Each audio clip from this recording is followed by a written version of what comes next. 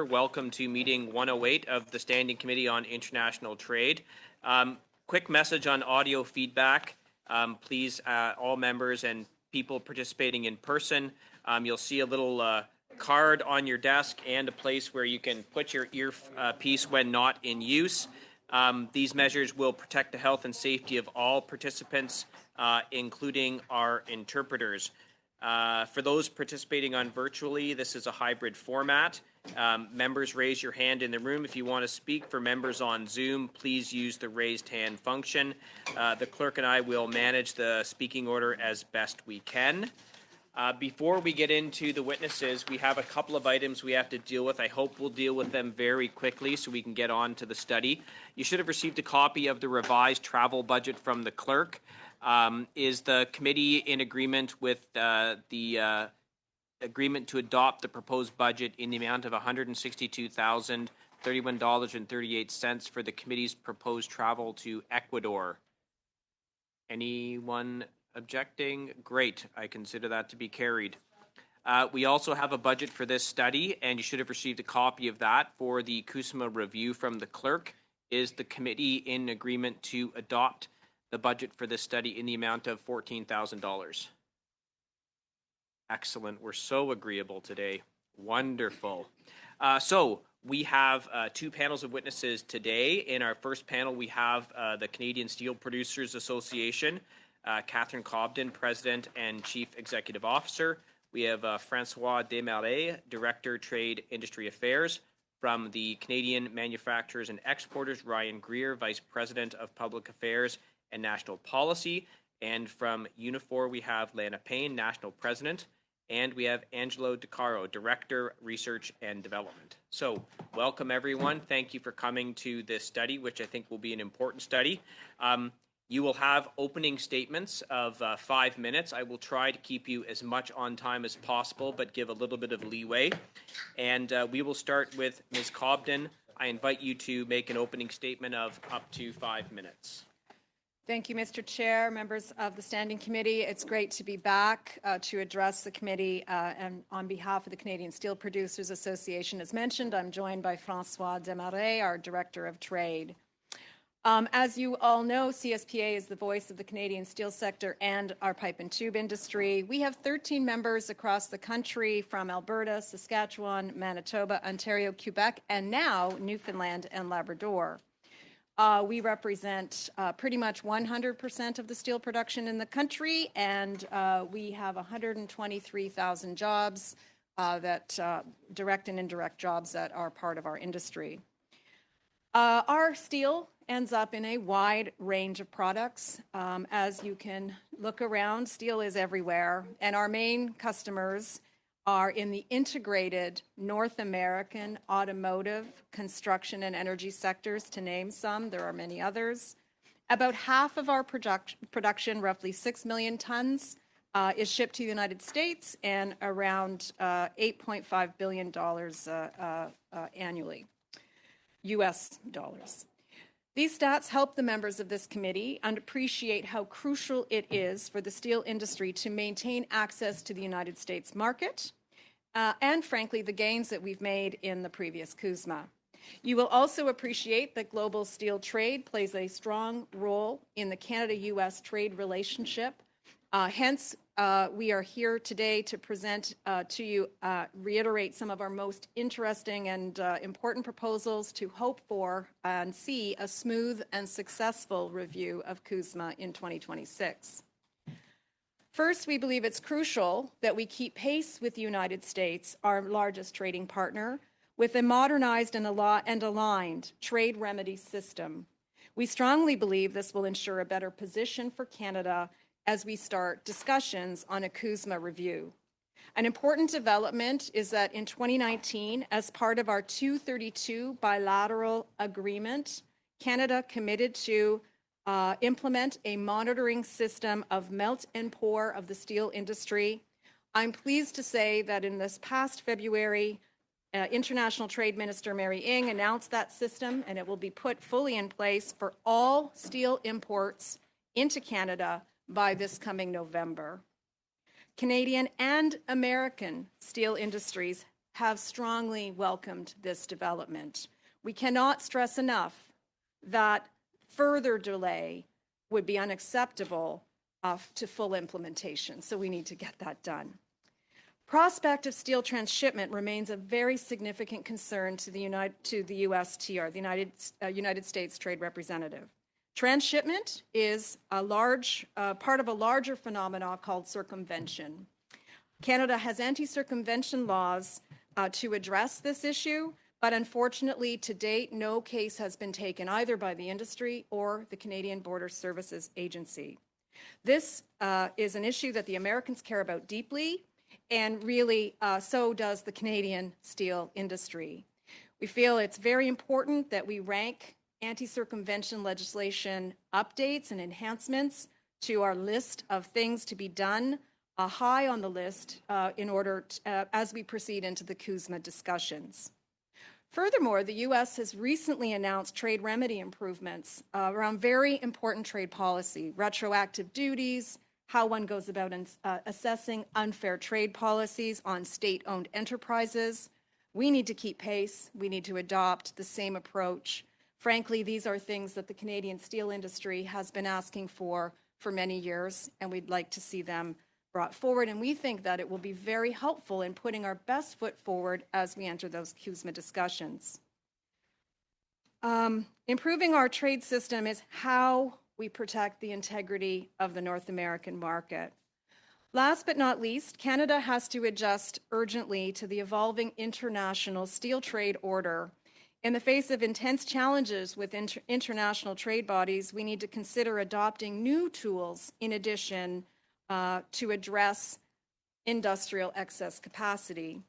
The U.S. administration did just that a couple weeks ago. May 14th, the White House announced the imposition of a broad range of tariffs under Section 301 aimed at Chinese overcapacity, including the imposition of a 25% tariff on all Chinese steel entering the U.S. market. The CSPA believes Canada should and must follow suit. As a major trading partner, as our major trading partners move to block or restrict high carbon excess steel from entering their national markets, we believe Canada remains vulnerable to more Chinese steel. So although Canada currently has 18 tariffs on Chinese steel, China remains the third largest exporter of steel into Canada. In addition to our domestic market concerns, we also believe the U.S. will be looking for specific leadership from Canada on how to address excess steel capacity from China. Members of the committee, happy to engage with you on these topics. Thank you very much. Mr. Greer, I invite you to make an opening statement of up to 5 minutes. Great. Thank you, Chair, and thank you, committee members, for having me here today on behalf of the Canadian manufacturers and exporters. Since 1871, CME has been helping manufacturers grow, improving the well-being of their workers and the communities in which they operate. We are pleased to participate in your study on the 2026 review of the Canada-United States-Mexico Agreement. Unlike Canada's other trade relationships, which are primarily about competing for market share, our partnership with the U.S. and Mexico is about working together to compete with the rest of the world. We talk about Canada and U.S. trade, but that trade is really us making things together. And members of this committee will know better than most that the North American manufacturing bloc is world-class in the quality and the cost of the things that we make. Building on NAFTA, CUSMA has succeeded in providing a solid foundation for North American trade by strengthening our regional economic ties while modernizing the provisions that govern them. While Canadian manufacturers consider CUSMA a success, Canada has not yet realized the full potential of the agreement in the first 4 years. There are underutilized features such as the Competitiveness Committee and the Good Regulatory Practices Committee that have the potential to help propel Canadian and North American manufacturing even further forwards. For Canada's industrial economy, deeper North American economic integration is not only desirable, but a necessity to compete at a time in which the global economic and security environment is shifting beneath our feet. There are specific trade irritants, as there always have been and there always will be, that Canada must and should continue to try to address, both through the agreement itself and through sustained and serious bilateral and trilateral engagement with U.S. and Mexican decision makers. The ever-present Buy American provisions that accompany U.S. federal investments stand out. Just earlier this week, I was speaking with a small manufacturer of large industrial mixing tanks. They do all of their manufacturing in Canada with 2/3 of their sales into the U.S., which includes government procurement for municipal water treatment systems. They estimate that because of the most recent Build America, Buy American provisions, they've lost approximately $300,000 to $400,000 worth of business, and they expect that trend to continue. Unjustified tariffs on softwood lumber products, automobile rules of origin, Line 5 and Keystone Pipeline issues, Mexican energy policies, and even its ban on GMO corn have all come up and lingered since CUSMA came into force. We also know that China's neo-mercantilist approach to international trade in the North American market will, as Catherine just alluded to, loom large in this review. CME is supportive of efforts to improve Canada's trade remedy and import monitoring systems to defend from unfair practices, and we recognize that Canada is going to have to confront the rules of origin issues that have strong bipartisan support in Washington. In addition to these, Canada has our own domestic issues that our CUSMA partners may describe as irritants that we don't think can be avoided in the context of the upcoming review. One of the issues that we hear most commonly from our CUSMA partners and manufacturers, specifically in the United States, is the increase in labor-related supply chain disruptions in our country. That includes, of course, last year's BC Ports strike and the St. Lawrence Seaway strikes, along with the threat this year of a stoppage at the Port of Montreal, as well as potential Canada-wide rail stoppage. Transportation is the connective tissue that holds the North American trading relationship together, and CME recommends that Canada does something to show it is serious about preventing these disruptions. In addition to the immediate direct harm that they impose on Canadian manufacturers, workers, and their families, these disruptions undermine North American supply chains and the reputation of Canadian manufacturers with their cross-border partners and customers. CME was disappointed earlier this week that the House of Commons passed Bill C-58 legislation that will make this problem worse. As we approach the 2026 review, Canada will also be faced with ongoing questions regarding our investments in national defense. As we saw from members of the U.S. Senate last week, we should not be surprised if decision makers in the U.S. do not bifurcate their consideration of CUSMA and other major bilateral irritants, including Canada fulfilling its NATO commitments. U.S. trade considerations are increasingly being driven by economic, national, and supply chain security considerations, and this trend will continue no matter who is in the White House. Notwithstanding these challenges, Canadian manufacturers are fortunate to be the participants in and beneficiaries of a regional economic relationship that is an envy around the world. As Canada navigates the next several months in the lead up to the review, Canadian manufacturers will continue to work closely with governments and our colleagues at the U.S. National Association of Manufacturers and the Mexican Confederation of Industrial Chambers to offer our support to preserve and promote a trade agreement that is by and large working well. As part of those efforts, in November of this year, just a couple of weeks after the U.S. presidential election, CME will be hosting manufacturing leaders and senior decision makers from across Canada, the U.S., and Mexico, just a few blocks from here in Ottawa for a North American Manufacturing Summit. This will provide an important inflection point for our sector to take stock of the agreement, the political forces influencing it, and reaffirm our joint commitment to continue to build the manufacturing ties between our country. Thank you, and I look forward to your questions. Much, Mr. Greer. Ms. Payne, please go ahead for up to 5 minutes. Great. Thank you, and good afternoon, Chair and members of the committee and my fellow panelists, one of who I will disagree with vehemently on his statement on C-58, but that's not why we're here today. As you know, I'm Lana Payne, and I'm National President of Unifor, Canada's largest union in the private sector, representing over 320,000 working people across this country. And joining me, as you know, is our Director of Research, Angelo De Caro, who is also our in-house expert on trade. I want to thank you for this invitation to participate on behalf of our members, many of whom, thousands and tens of thousands of them, who work in industries affected and impacted by trade. Let me start by saying that Canada's trade policy is a key aspect of our country's broader industrial strategy. Sadly, since NAFTA, Canada has suffered from a lack of ambition regarding industrial development. This lack of vision has had governments sleepwalk into a series of unhelpful free trade arrangements and agreements with the voices and concerns of workers largely ignored and dismissed. All of this changed when NAFTA was renegotiated.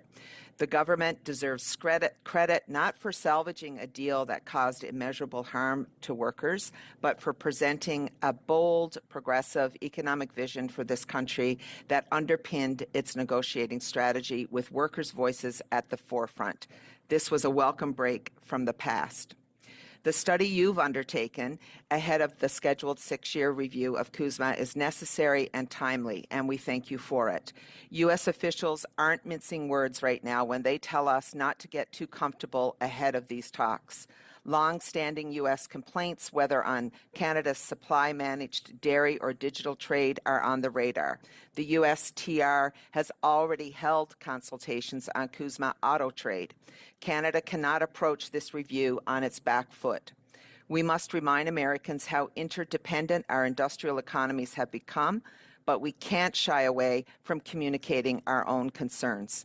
There are obvious gaps in the CUSMA and our trinational trading relations that this review can and should address, and I'll share some of the ones that are top of mind for Unifor. On forestry, the softwood lumber dispute has dragged on for 8 years, impacting Canadian firms with unjustified tariffs. This sector is facing currently economic and serious headwinds, including mill closures and job losses, and these trade penalties are adding pressure to an already struggling industry. They must be removed. On aluminum, monitoring imports that circumvent and undermine the benefits of our decarbonization efforts must be strengthened. Aluminum is a strategic metal and should benefit from the same processing requirements that apply to steel under the auto rules of origin. You've just heard about those. On labor rights, much work is being done to clean up Mexico's labor system. CUSMA's rapid response mechanism is helping remediate and deter labor rights violations and also renew Mexico's democratic trade unions. This mechanism works, and it must be extended, including to workplaces in the U.S. and Canada, and I'll tell you why. A recent union vote at a Mercedes plant in Alabama in the United States was strained by threats and intimidation towards workers, not unlike we've seen at Mexican car factories. Canada should demand a full investigation into this trade-distorting behavior, especially since Canada has a deal to supply Mercedes with lithium, cobalt, and other critical minerals. Canada should also clearly signal to the U.S. its intent to revisit a proposal to deem right-to-work laws a violation of the CUSMA labor chapter. In the auto sector, there is an opportunity to link our trade and industrial strategies. Labor value content rules were set at $16 US per hour in 2020, but have not increased since. These labor rates must be updated along with CUSMA's current list of core auto parts to reflect new EV technologies like e-motors. Canada must discuss with the U.S. the raising of its WTO tariff on light-duty vehicles, which currently sits at 2.5%, hardly enough to ensure compliance of CUSMA's complex rules of origin. Canada must also take seriously the threat of Chinese EV imports, which are subsidized through forced labor, excessive subsidies, tech theft, and other means. Canada must be vigilant in guarding against transshipments and prepare itself to take action in conjunction with the United States. Unifor will obviously continue to monitor this review that you're conducting and remain available for further discussions. We look forward to answering any questions that you may have for us today. Thanks very much. Thank you very much. We will now turn to our rounds of questions, and our first round will be Mr. Baldinelli for 6 minutes. Thank you, Chair, and I'd like to thank the witnesses for joining us today. And I'm going to begin with Ms. Comden.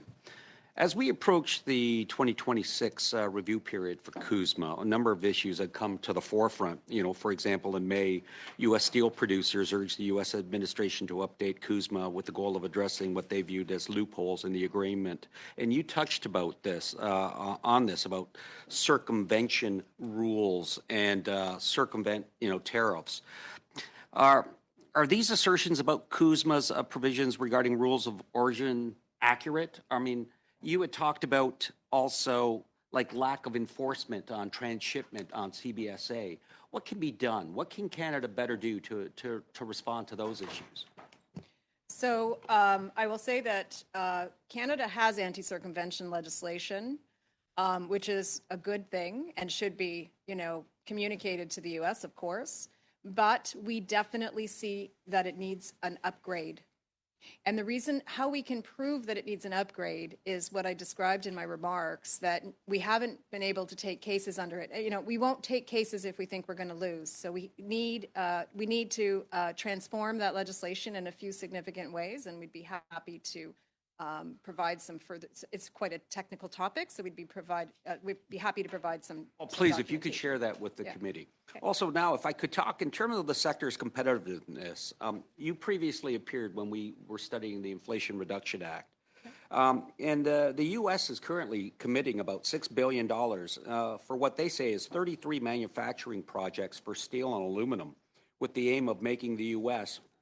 one of the first nations in the world. And this is according to a quote from President Biden's release to convert clean hydrogen into clean steel, bolstering the U.S. steel industry's competitiveness as the world's cleanest major steel producer. I'm sure you will agree. I mean, it's tough to compete, and when you're seeing such investments such as $6 billion for 33 new manufacturing facilities. In your testimony at our last session on the IRA, you mentioned, to state the obvious, the IRA takes an enabling approach to climate change, to the climate change challenge. A carbon price is not envisioned. In contrast, over the next 8 years, the Canadian steel industry faces significant increases in carbon costs, with carbon pricing rising to $170 a ton by 2030. How does that impact the sector's competitiveness?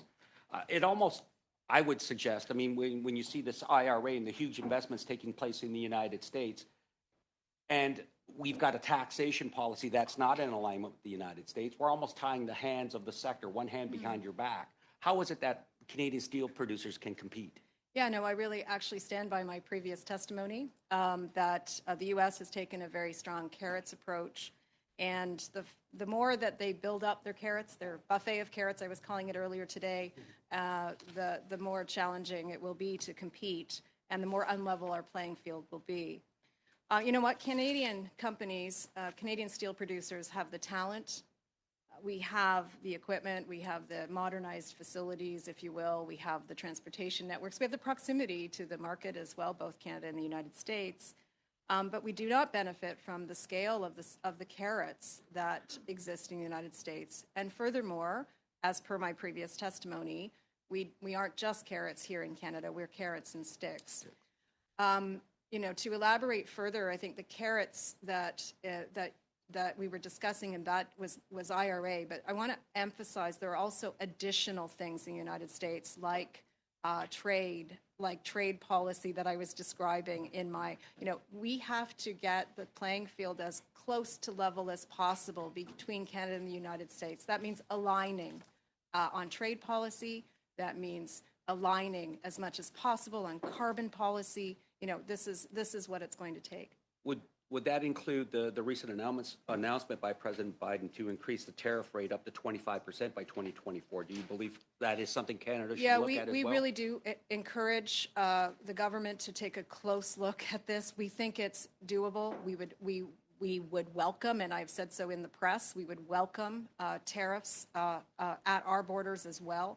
In my testimony, I referred to it as, as an aspect of alignment with the United States, but it's also extraordinarily important for the Canadian domestic industry. As you can appreciate, as more shields go up in our major trading partner and the less shields we have, the more exposed we are to, dumping and egregious trade practices. Great, thank you. Chair. I'd like to go to Mr. Greer, if I could. Recently, Frank Stronach was published a story, and it's titled, "If No One Wants to Invest in Canada, What Does That Say About Our Country?" In this article, the author writes that foreign investors sold nearly $50 billion worth of Canadian equities in 2023, the largest exodus of securities investment dollars in our history. Mr. Greer, last year, for the first time, Mexico passed Canada's position as being the #1 trade partner with the U.S. What is your reaction to this? when I think of Canada's industrial economy, the stock of capital in Canada's manufacturing sector has been trending down since 2000. So this is a long-term trend that has been incredibly problematic for Canada's manufacturing sector, whereas it continues to climb to record highs in the U.S. So, what that means is our manufacturing sector is becoming less competitive on the global stage. There is no one single silver bullet solution to this, but there is the requirement of governments at all levels to take a very strong look at the tax, regulatory, trade infrastructure, and other factors that will promote business investment in Canada. That's investment in capital, machinery, and stock that will allow manufacturers to modernize, compete both within the North American market and globally. And to date, that has been lacking. The cost of doing business across the border, even compared to some of our U.S. counterparts, is much higher, and that impacts all of those things that you just outlined. Thank you. We'll now go to Mr. Sheehan for 6 minutes. Thank you very much, Mr. Chair. My first question will be to Catherine, and thank you very much for the presentation, and thank you for your leadership for the steel producers. And, in 2016, steel producers came and saw me before you were on board and talked about some of the measures that they wanted to see in place. And so on the first budget in 2016, it was happening quickly right after the election, so we were able to get in a couple at the first, one of which was basically keeping the length of the penalty in place longer, which is good, as we were starting to think about these things. And then the second one was the consultation. So we went and consulted heavily, which then informed us in future budgets where we strengthened the trade regime on various ways that you have mentioned in your presentation. Taking us, and I'm not going to talk about those, but I would like to ask you about in the 2024 budget, there is a commitment and funding and resources for a new market watch unit. Could you describe to us why that's important? What, in your view, would this unit be charged with in doing? Happy to describe that. That's another development. Before I discuss Market Watch in particular, I'd like to say that the thing we have to keep in mind about the trade remedy system is that cheaters keep cheating and they keep evolving their approach. So it's extremely important that we always upgrade and upscale further our trade remedy tools to accommodate, to ensure we're catching the cheaters, frankly. So Market Watch is the newest development that was announced in the budget. It's a $10 million over 3-year announcement. Obviously, our view is it needs to be permanent, but it's a really important step forward. It's going to look at upgrading, it's something called the normal values, but it's upgrading our on a regular basis, something that currently is discretionary in the trade remedy system. So, we welcomed it. We want to know more details, but we think it's certainly a step in the right direction with respect to enforcement and, look forward to the consultations with the Canadian Border Service Agency to ensure that we get this right. And I think that is important because, when it was developed, we looked at it, the Market Watch unit is to review annually. So it's systematic. Exactly. It's proactive. It's not reactive waiting per se. I can't remember what meeting it was, but we had the CBSA, and this is, I think, a tip of the hat to the steel producers and to the unions, that the steel industry has probably some of the most success in launching and winning cases for dollars and sheer volume. And I think that the Market Watch unit being proactive too as well will help resource a collaborative effort. So I was pleased to hear that. Now, Tony had talked about some tariffs. Now, tariffs, are, I think from Steel Town, our backs all go up because we know what the intention of. They're to hurt workers. They're to hurt the industry. And one of the things that, both presidential candidates are just talking about tariffs. And, one of the things I thought that what happened with the last round, the 232 tariffs, is it drove industry, unions, communities, the country, of everyone together in this Team Canada approach. And please explain to the committee and, you know, for the witnesses, and it's important to get on record that when an American puts tariff on steel, on Canadian steel, and you talked about it, Catherine, about the integration of our market. Yeah. I'll go on the steel, 50% of that steel is going into the manufacturing or auto sector of the United States. So vis-a-vis, it's a tax on Americans. At 25% is being, because they're gonna like basically taxing Americans, whether it's aluminum or steel. Would you not agree with that? Like that's just one part of the issue of the tariffs. When the Americans launched those. Of course, it was a devastating situation for the industry, and it's one of the reasons why the Kuzma review and also just for the broader trade relationship between Canada and the U.S., we think it's timely and very important to take a very close look at what the big signals are that we can send to the current and future, you know, U.S. government, whatever form it might take, that we're very serious about trade. And we never want to find ourselves in that situation again. So what we want to do is make sure we are matching and keeping pace in our trade remedy system and beyond to ensure that we can look the U.S. in the eye and say we are real partners with you doing all the things together to protect, you know, Canada-U.S. trade flows, which are, as you put, are so highly integrated. So that's the rationale behind, you know, now that the U.S. has come out so strongly on the 301 tariffs and across the supply chain, and we obviously aren't here to talk about the other aspects of that, but from a steel perspective, we think that's really important for Canada to look at. You know, there are threats on our industry all the time, especially, and we learned some pretty hard lessons, didn't we, in that period? So we have to prevent them from ever happening again. Yeah, I don't want to see that movie again. Time, Mr. Sheehan. We'll now turn to Monsieur Savard Tremblay pour 6 minutes. Merci, Monsieur le Président. Alors, ma première question. Thank you, Mr. Chair. My first question is addressed to Ms. Cobden and Mr. Desmarais. We know with Americans, and I heard that this was present, the issue of the trade relations. It goes without saying that we need to discuss these relations as part of a study. We know that they are suspecting for steel production that might transit through Canada.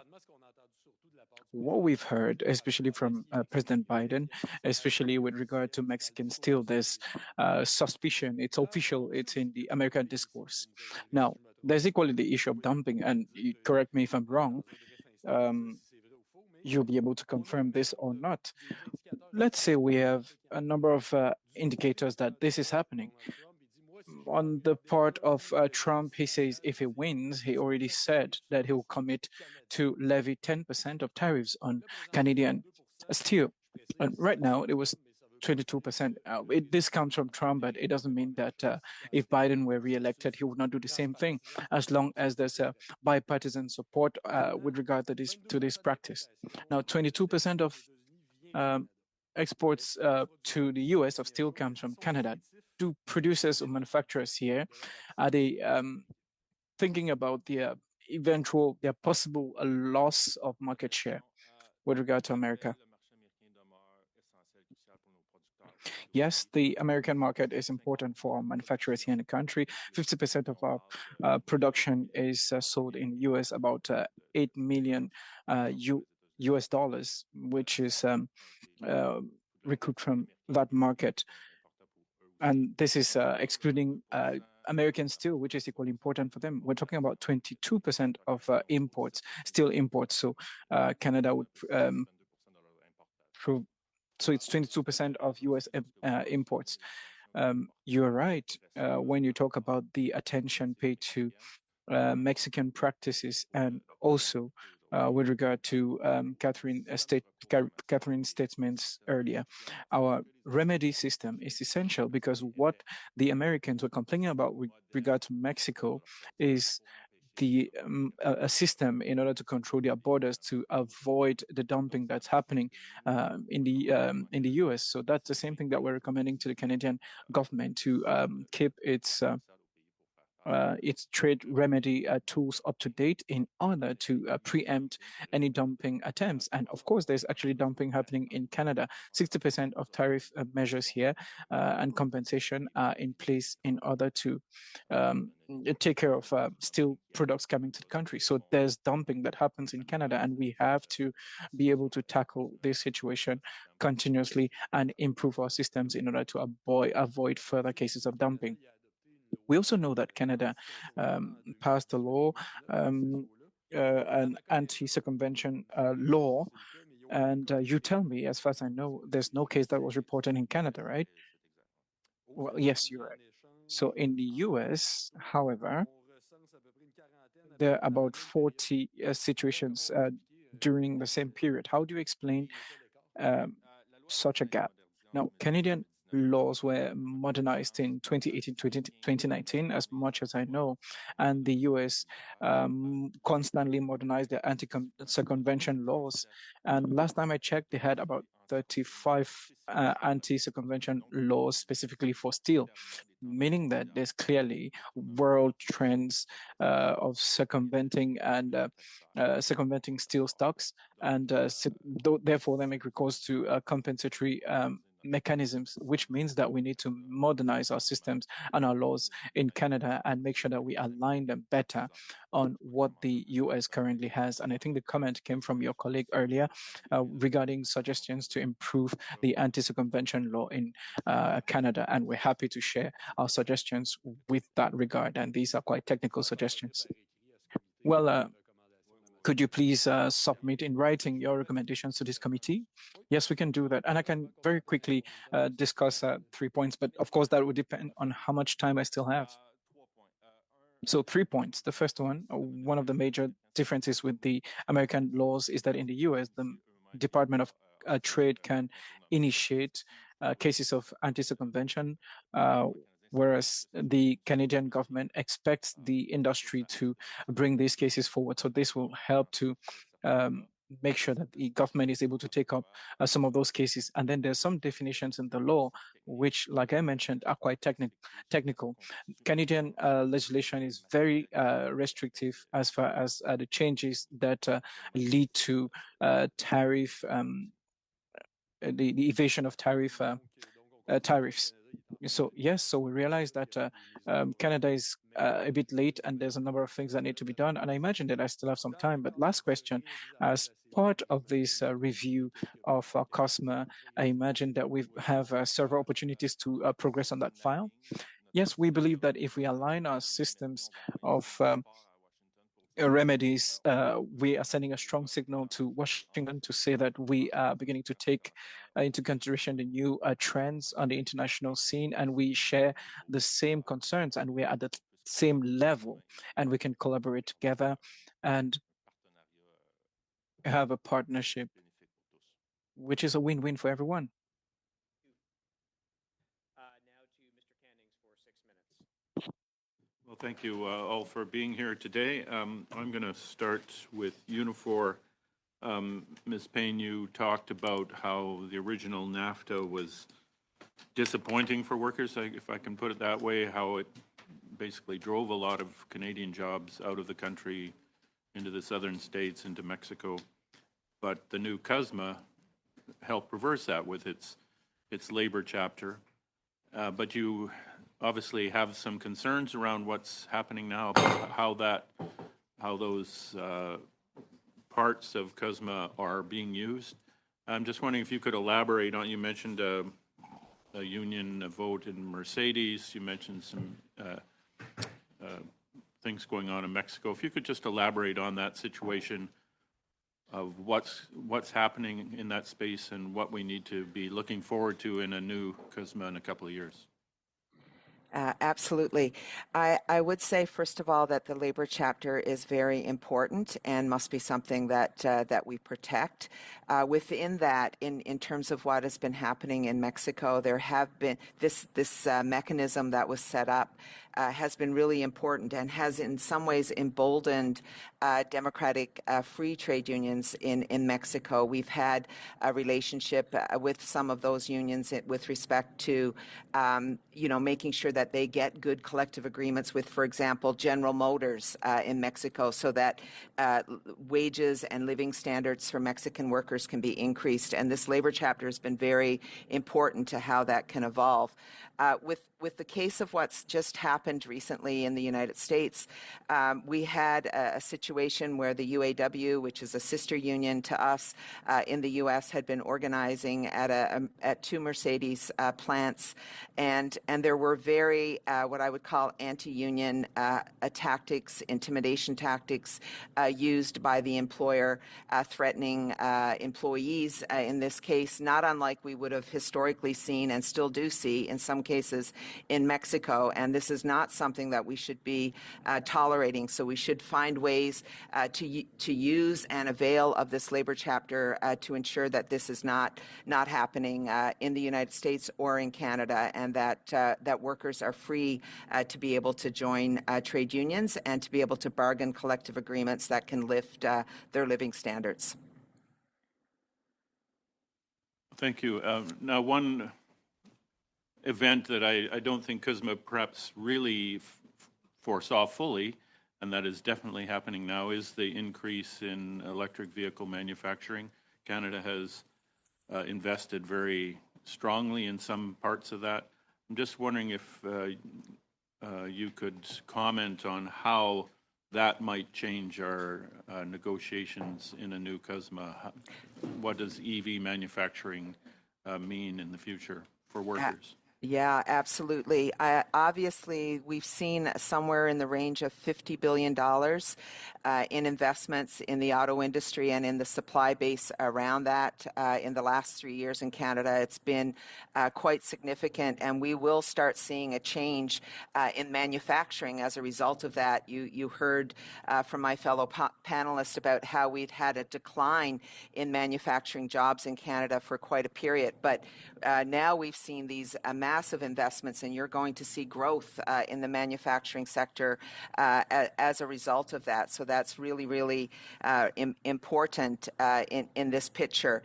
And I would also say that it's critical that we continue on that path of trying to invest and build up the manufacturing sector in Canada, and that includes in the supply base as well. I'm just going to turn it over as well to my colleague right now, Angelo, who'll add to this piece for you. Angelo. Thanks very much, Lana. Yeah, just on the specific points on the CUSMA, what we've seen over the last 3 years, and as the EV space has developed, we have a better handle on what are some of the most critical component parts that will go into EVs. Parts like electric motors and electric drive units that become a very obvious and natural transitioning technology to existing powertrain facilities. We're seeing this happen at our St. Catherine's powertrain plant. So these will be critical components to retain jobs in this space. These are not contemplated currently in the CUSMA as core parts of a vehicle. And so we join with others in looking at this section of the agreement and trying to modernize it in those ways to protect workers.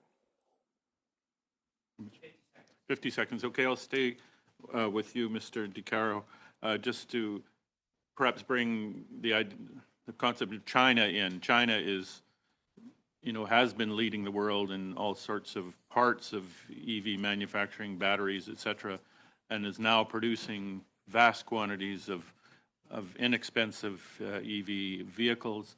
I'm just wondering what concerns you have there and what we have to look out for when we're trying to renegotiate CUSMA to make sure that North America as a whole can withstand that competition. Yeah, very, very serious concerns. And this goes beyond any conversations about competitiveness on cost. This is about a country and an industrial model that is built on baked-in subsidies, not just unfair labor, but forced labor, things that we wouldn't tolerate in Canada, and is certainly against the spirit of what we're trying to build in the CUSMA as a high road trade agreement.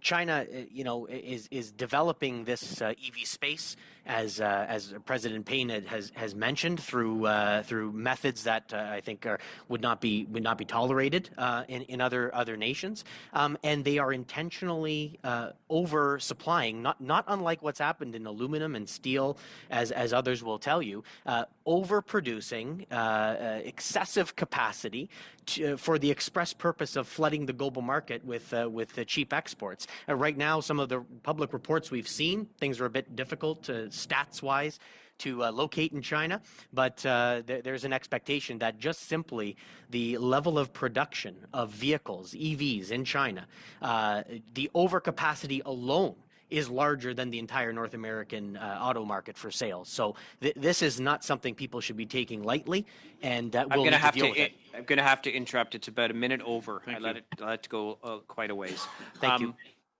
Thanks for that. Thanks for that answer. I'm now going to turn to myself for a round of questions. I'm going to use the exercise the chair's prerogative. So I want to go back to talk a little bit about steel. Mr. Sheehan was talking about how tariffs are terrible and the 232 tariffs, how they were terrible for steel. Would you agree with me that the reason why Canada was originally sideswiped with the 232 tariffs is because the anti-circumvention mechanisms we had in place in Canada at the time weren't sufficient? And so the United States said, we're going to hit you with tariffs because steel's being dumped into Canada, through Canada, into the United States. Would you agree with me that was the predominant reason?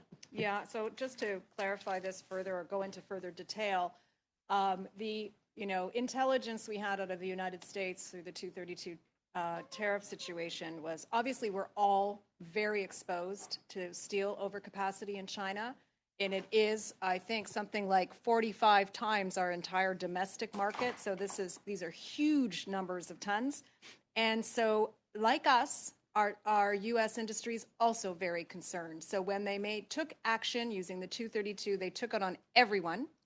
And slowly but surely, we had to convince them and work it back that we are not the problem. Having said that, we are always at risk of being viewed as a back door. So we have to make sure we close that door. And now it looks like this is a risk again. Would you agree with me that the United States is looking at it? They've just put in the 301 tariffs on a whole bunch of things.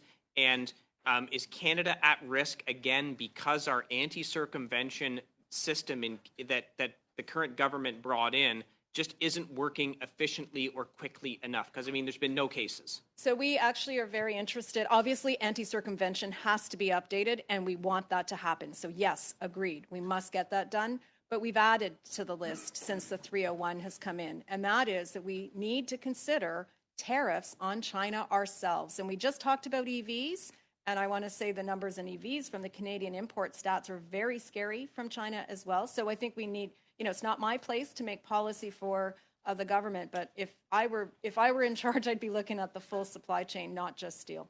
And the reason why we don't have anything, like if we look at our current anti-dumping system, it's not fast, it's not responsive, certainly not compared to the United States. And this is not a new problem. This has been going on for 6 or 7 years. It has to be transformed. Would you agree with me on that? Absolutely. And I have to say, somewhere along the way, we've lost track of the script.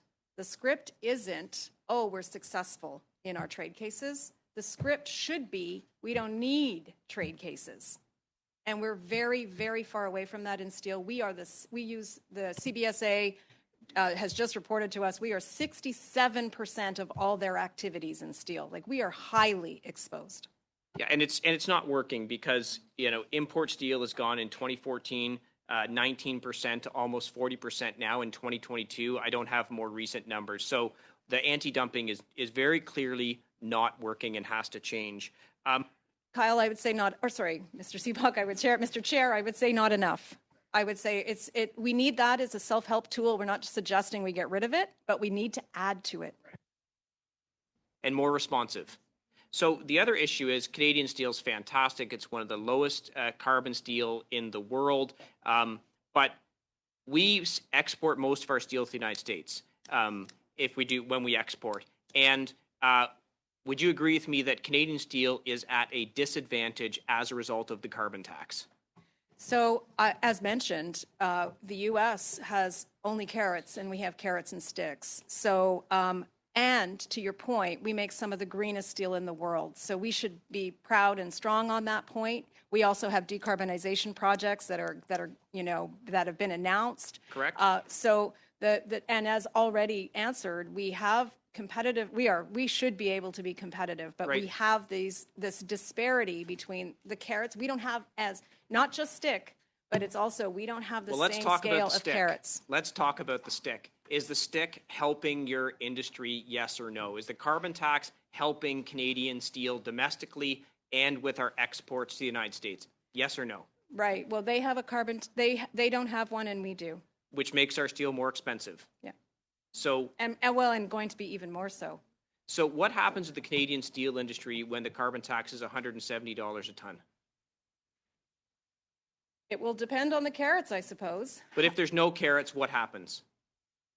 If every industry in Canada is exposed to $170 a ton, that is a very, very high price for a high-emitting sector like ours. And if our competition is not exposed to that same price, and there is no carrot, there's a lot of ifs here, then obviously we're in serious trouble.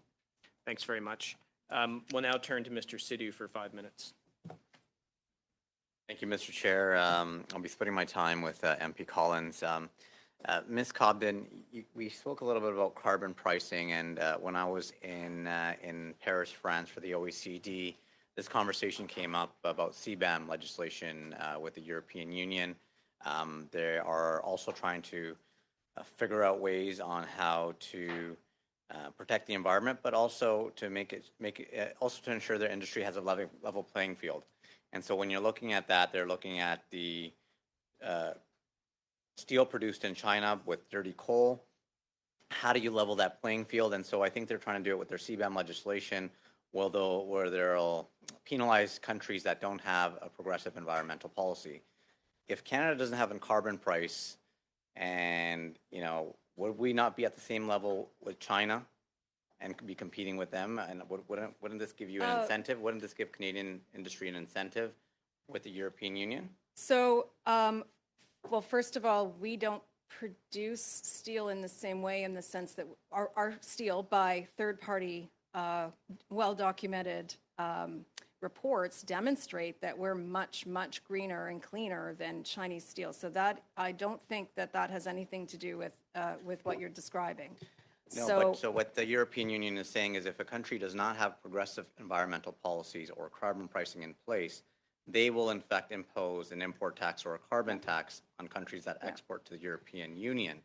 And so I think it puts, when I'm talking to other industries, it puts Canada at an advantage to have environmental policies or carbon pricing in place. Right. I do understand the question. We obviously, as mentioned in my opening remarks, we don't ship to the EU. So we are most seized with a level playing field with the United States. It is our predominant market for steel. If not domestic, it's in the U.S. Yeah. So, I understand your question, but what I'm saying is, what we do, and that's where the interesting thing is what they just did on 301. So the 301, CBAM, we would not want a CBAM without the United States, would we? And secondly, the 301 tariff can be done as fast as possible and give us that same protection. No, and look, I want to give credit to the steel industry for their innovative practices to bring down the emissions while steel is produced. I'm going to turn now to MP Collins for the rest of my time. Thanks. Thank you. And Catherine, I'm going to pick up on the carrot and stick approach. I've represented my area for almost my entire adult life. And in that time, I can say that having served on the Public Health Board for my entire time on council, that thousands of people have died in my city prematurely as a result of air pollution. And so the carrot and stick approach in Hamilton is very important because it leads to better health. It's not just an investment to combat climate change. It's not just an investment in jobs and keeping those steel companies open. It's actually keeping people alive by improving our air quality. So, the carrot approach for many decades didn't work. And so, I think the stick approach that we've talked about here today is an important tool. It's no small coincidence that the climate call to action from the steel producers came out in 2020. It didn't come out in 2014 or prior. And so I think the industry read the tea leaves and they're on board. And the $400 million investment that our government made in my community in Dofasco will go a long way to help us reach our targets. And I know the company, Dofasco, is on board as well. Can you talk about the importance of past carrots and what future carrots you'd like to see, knowing that your industry is committed to climate change and reducing emissions? Yeah, so just for the record, I mean, the steel industry is taking action on climate, so I didn't think we were discussing that. We are taking action. We have announced projects that will reduce emissions by, further 6 million tons, so that's significant, while we're already starting from the greenest position out there. Now, what I need to stress is we don't get a green premium on this steel. So when our steel is up for bid against high carbon imports from jurisdictions like, for example, China, we cannot compete and we don't get any benefit for our green credentials in those processes. So that is a real challenge to the industry. So that's an example of how, I understand and take the point on the blend between carrots and sticks and everything, but I guess what I'm trying to say is the blend isn't there. Right now, it's much more stick than carrot. So if we want a carrot and stick process, we have to double down on making sure those support mechanisms like domestic content are included. That will give at least some help to the industry. Otherwise, it's just a challenge. Thanks, Mr. Chair. 2.5 minutes. Très bien, j'aurais peut-être une question rapide pour Unifor. I have a quick question for Unifor. In 2022, Unifor communicated that the trade partnership between the US and Canada had significant challenges. There was the issue of electrical vehicles, wood, softwood, as well as tariffs on wood, and also the Buy American Act. There's some of these irritants that have changed, the new issues that have come up. What is the situation today? What are the challenges that still persist today as we speak? Briefly, because I don't have a lot of time, but obviously on the forest sector, the challenges with the additional tariffs in that sector is really impacting. I mean, the complexity of issues facing the forest sector are great right now, but the tariffs are making things much worse for many operations in the country. And there are specific tariffs against individual companies in Canada in that regard, many of them who employ uniform members. So obviously that is a very big concern. And with respect to EVs, I think you've just heard my colleague talk about where we need to go here. We have to make sure that we're expanding the rules of origin to include the new kind of EV components that we will be making in Canada. And by doing that, we will be protecting Canadian jobs in that manner. Well,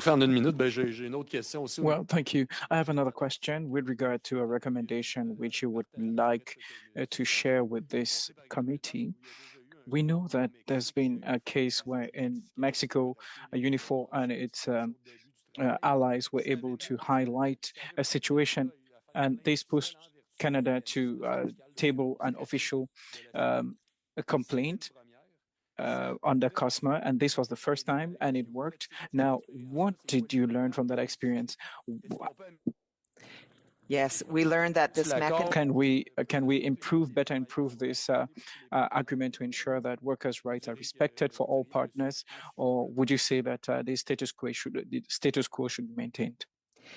We learned that the mechanism was extremely important and needs to be used. As we've used it, we were the only Canadian example to have used this mechanism. I think it's been used 22 times by the United States. So we've learned a lot in terms of how it can work. to protect workers' rights, and I would suggest that it needs to continue to be amplified and used in CUSMA. And so when we go into a review, I would suggest that looking at that entire mechanism, how we protect it and how we can continue to amplify it is very important. Certainly, we can't look at getting rid of it when you consider that what is occurring even in the United States right now with the Mercedes vote in Alabama. I would say that mechanism and looking at what is occurring in the U.S. and southern U.S. particular also needs to be reviewed. And I realize I've gone over time. Mr. Cannings for 2.5 minutes. Well, thank you. And I'm going to stay with Ms. Payne and talk about dispute mechanisms. You talked about the softwood lumber situation, which has dragged on for 8 years, and it seems the only way to bring that to an end is to have a string of successes in a dispute mechanism way. And I would think it's very fortunate we lost the investor-state dispute mechanism in the latest CUSMA compared to first NAFTA. I'm just wondering how you would suggest we move forward on the state-to-state dispute mechanisms to make them more effective, to make them more useful in really holding the Americans to account for their, essentially a bullying tactic around softwood lumber. Yes, and we're not finished yet. I mean, it looks like that we could be facing, even higher tariffs again in this regard. But the reality is the only way we get this resolved is by negotiating with the U.S. Canada has to enter into negotiations with the United States to resolve this problem once and for all. And you know what? The discussion around CUSMA and the review that you will be doing and that we will be occurring over the next 2 years is a perfect opportunity now for Canada to be able to use this moment to do that.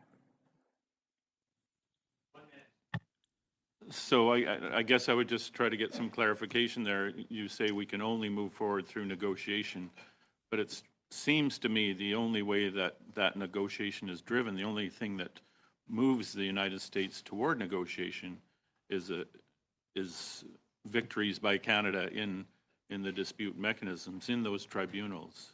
And that's what forces them to the table.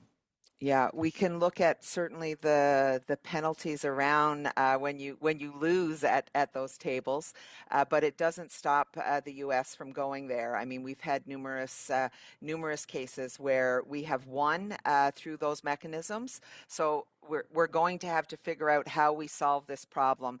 If otherwise, we will be going in this cycle forever. And I would suggest to you that we need to attempt to negotiate a resolve here. Unfortunately brings us to the end of this panel, which I thought was excellent. I want to thank all our witnesses for your very valuable insights as we go into this review of CUSMA. And we are going to briefly suspend while we bring in a new panel.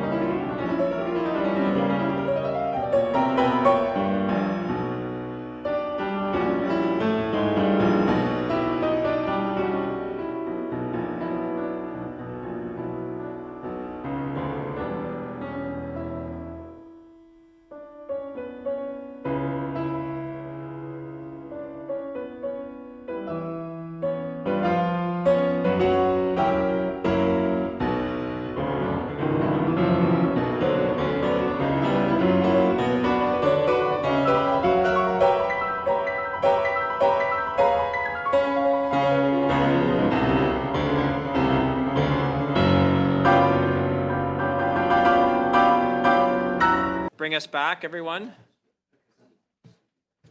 All right. Welcome back, everyone. And for our second panel today, we have a number of witnesses. From the Canadian Centre for Policy Alternatives, we have Stuart True. Welcome back. We've seen you here before. From the Canadian Vehicle Manufacturers Association, Brian Kingston, President and CEO. We've had you here before as well. Welcome back. And from the Dairy Farmers of Canada, we have David Wiens and Daniel Gobet. Welcome back. I think you've been here as well. You will all be able to make an opening statement of up to 5 minutes. I'm going to try and keep you as close to that as possible. And we will start with Mr. True. We invite you to make your 5-minute statement. Okay. Well, thank you very much to the chair and the committee for a chance to be here. As we've been talking about this morning, we're still this afternoon, we're still 2 years away from a mandatory 6-year review of the Canada-US-Mexico agreement, but I think it's a good thing for this committee to be thinking about it now, thinking about preparing for that process right now. The federal government and some business associations appear to believe that Canada should seek a smooth rollover of CUSMA rather than risk another potentially messy renegotiation. This is, I guess, part of the Team Canada strategy that we're seeing right now with trips to the United States. I think a smooth rollover is probably wishful thinking for 2 reasons. The first is that no matter who's in office in Washington in 2026, there will be political and industry pressure on the U.S. administration to adjust CUSMA's rules in areas such as dairy market access, energy, agriculture and food policy, automotive rules of origin, and possibly digital trade. Canada is facing considerable U.S. pressure to drop its Online News Act and its digital service tax, for example, and we know there's a target on supply management.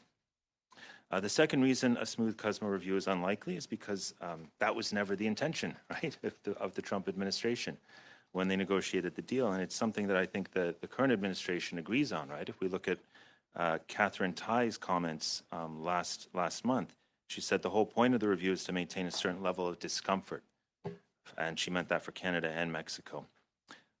So, you know, I think we should just be expecting that we're going to go into something much bigger than what would be a rollover. A simple reapproval of CUSMA may also be a lost opportunity, given shifts in thinking about trade policy since we renegotiated, right, a few years ago. All 3 North American governments acknowledge the unequal benefits of trade for women, racialized workers, and Indigenous peoples, for example, as well as trade's contribution to biodiversity loss and climate change, the geopolitics of trade, the importance of subsidies and industrial policy. These have also shifted since we renegotiated CUSMA. Does CUSMA help or hinder our efforts to bolster North American manufacturing and supply chain resiliency, for example? And there's questions around the rules of origin. I think these are bound to come up as we talked about in the last session. So the 6-year review of CUSMA, while not without significant risks to Canada and Mexico, at least forces us to rethink whether the treaty is delivering substantive, widely shared benefits. We think Canada should seize the moment rather than ducking and weaving. By that, I mean Canada should prepare for the review as if a partial renegotiation were inevitable, whether or not there's a Democrat or a Republican in the White House. This morning, the CCPA published a collaborative report that assesses how CUSMA is operating to date and suggests ways to build on the environmental, inclusive, trade, and worker-centered novelties in the agreement that built on the original NAFTA. The authors make 25 recommendations for fixing NAFTA's labor provisions, including the innovative rapid response labor mechanism and closing gaps in the rules of origin in the auto sector, as well as improving enforcement of the environmental chapter, which is not much improved upon the original NAFTA from our perspective. Other aspects of the agreement could be made more inclusive and worker-focused in the right circumstances. For example, the digital trade chapter is completely out of date with current U.S. thinking on the need to better regulate emerging artificial intelligence, the need to protect people, especially children, from harmful algorithms and workplace surveillance technologies, and the need to crack down on monopolies in the tech sector. CUSMA's cross-border data flow provisions and its prohibition on data localization should be revised or reviewed, I say. The 3 CUSMA parties should also find the courage to completely dismantle the vestiges of investor-state dispute settlement between Mexico and the United States. The ISDS regime is incompatible with the achievement of human rights, including Indigenous peoples' rights and the protection of biodiversity. Leaving it intact, even in a limited form, creates unacceptable risks for Mexico and I think an unacceptable power imbalance in what should be a more equal North American relationship. Progress in any of these areas will depend on the political configuration of the continent in the lead up to the review. Still, Canada would be wise to come to the table with a solid list of proposals as leverage in a potentially stressful negotiation. I'll just conclude by saying any review should contain ample opportunities for consultation with civil society stakeholders in the three countries and should not be left up exclusively to trade negotiators or corporate lobbyists. Thanks very much. And thank you for being under time by 25 seconds.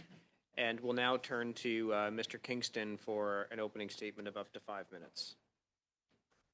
Thank you, Mr. Chair. Committee members, appreciate the opportunity to be here and take part in your study on the CUSMA review.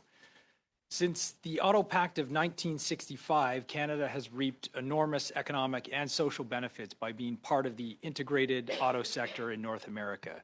Through common regulations and competitive supports, we manufacture and sell into a market that accounts for annual sales of nearly 20 million vehicles.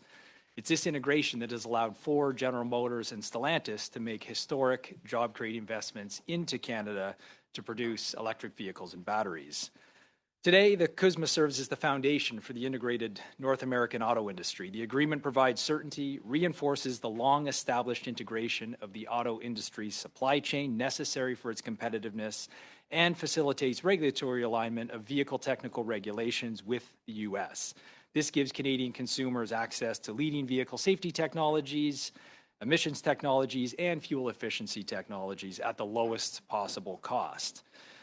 Also provides Canadian manufacturers with duty-free access to the much larger U.S. market. Last year, $51 billion in vehicles were exported to the United States, making this our second largest goods export. With the upcoming review in 2026, Canada must do everything possible to protect our preferential access to the U.S. market and support the integrated supply chain. This can be achieved by ensuring that our trade and regulatory policies in the automotive sector are aligned with the U.S. Given the once-in-a-generation transformation to electrification underway right now, as well as threats posed by countries like China, the consistency of automotive trade and regulatory policies across the larger North American market has never been more important. So we recommend the following actions. Number one, enhance regulatory alignment with the United States. Our seat at the North American automotive table and the hundreds of thousands of jobs this industry provides depends on continued regulatory alignment of vehicle safety and emission standards. The federal government's recently implemented zero-emission vehicle sales mandate is a significant departure from the long-standing Canadian approach of alignment to the U.S. This is a direct challenge to the integration with the U.S. through CUSMA and our competitiveness as a ZEB manufacturing jurisdiction. By prioritizing zero-emission vehicle sales over the development of a North American supply chain, the mandate opens Canada to subsidized or dumped electric vehicles from China and other non-market economies. This misguided sales mandate must be scrapped in advance of the 2026 CUSMA review. Number two, strengthen Canada's role in the EV supply chain. With the industry transitioning to electrification, Canada must move quickly to grow and diversify our production of critical minerals. This will strengthen our role in the auto supply chain, enhance North American security, and increase trilateral trade. It will also enhance Canada's importance at the CUSMA table as the U.S. moves aggressively to build a domestic EV supply chain. And number three, we need to improve our transportation system reliability. Automotive companies operate very complex logistical plans that ensure scheduled, uninterrupted delivery to and from auto plants across the continent. As a result, the automotive supply chain depends on reliable and efficient transportation logistics. Over the past few years, transportation disruptions have occurred with increasing frequency in Canada, doing significant damage to the North American economy. In advance of this review, we need to demonstrate to our North American partners that Canada is a reliable jurisdiction for the production and movement of goods. Before I conclude, I just want to take a moment to address the recent increase in U.S. tariffs on Chinese EVs and implications for Canada and CUSMA. Canada cannot be out of step with its largest trading partner and strongest ally on China as we approach the CUSMA review. There is simply too much at stake for the automotive industry and broader Canadian economy if Washington perceives Canada as misaligned. We should be prepared to strengthen our trade defenses in response to a surge in dumped Chinese EVs into the market And at a minimum, we must work closely with our American partners to address potential security threats posed by Chinese manufactured connected vehicles. Given the highly integrated nature of the North American highway network, the security of Canadian roads is the security of American roads. Thank you very much for the opportunity, and I look forward to your questions. Thank you very much, Mr. Kingston. And again, also thank you for being 25 seconds under time. We will now turn to Dairy Farmers of Canada. Please go ahead. For 5 minutes. All right. Yeah, thank you, Mr. Chair and committee members for this opportunity. I'm pleased to be able to represent the perspective of our 10,000 dairy farmers from coast to coast in support of this your study in preparation for this upcoming review of CUSMA. My name is David Wientz, and I'm a dairy farmer from Manitoba, and I'm also president of Dairy Farmers of Canada. And I'm joined today by my colleague Danielle Gobet, who is also a dairy farmer and serves as Vice President of Dairy Farmers of Canada and President of Les Producteurs de lait de Québec. And so I'd like to thank you all for this opportunity and for undertaking this study on this upcoming CUSMA review. As committee members are aware, there are still a number of trade irritants regarding CUSMA which the Government of Canada will need to be cognizant of as it enters formal discussions. Danielle will talk about an important one in a moment that impacts Canada's ability to export. We have heard that one of the outcomes of the next U.S. election may be of particular concern for some. In dairy, I would note that the last two panels initiated against Canada were under the current administration. The attention Canadian dairy gets south of the border is related to domestic U.S. politics, with many of the dairy states being swing states for both Democrats and Republicans. And for that reason, Canadian dairy will continue to be of interest for some politicians in the U.S., regardless of their political affiliation. And I'd also like to remind the committee that the combined potential impact of the World Trade Organization, WTO, the Canada-European Union Comprehensive Economic and Trade Agreement, CITA, as well as a comprehensive and progressive agreement for Trans-Pacific Partnership, the CPTPP, and CUSMA amounts to an estimated 18% of Canada's domestic dairy production. So we're greatly concerned that despite the CUSMA second dispute panel ruling entirely in Canada's favor, dismissing all U.S. claims, the U.S. could use the review mechanism in the Accord to try to achieve what it couldn't through the complaint process. As we know, CUSMA is based on a system of rules which is subject to a dispute settlement system. We believe that if one of the signatories wants to override panel decisions through the review, it calls the whole agreement into question. It is essential, therefore, that the government ensures that CUSMA review is not used to create a pretext for more concessions. Put simply, we expect the Canadian government to advocate for Canadians and oppose any further market concessions. And with that, Mr. Chair, I'd be ready to pass it on to my colleague, Mr. Gobet.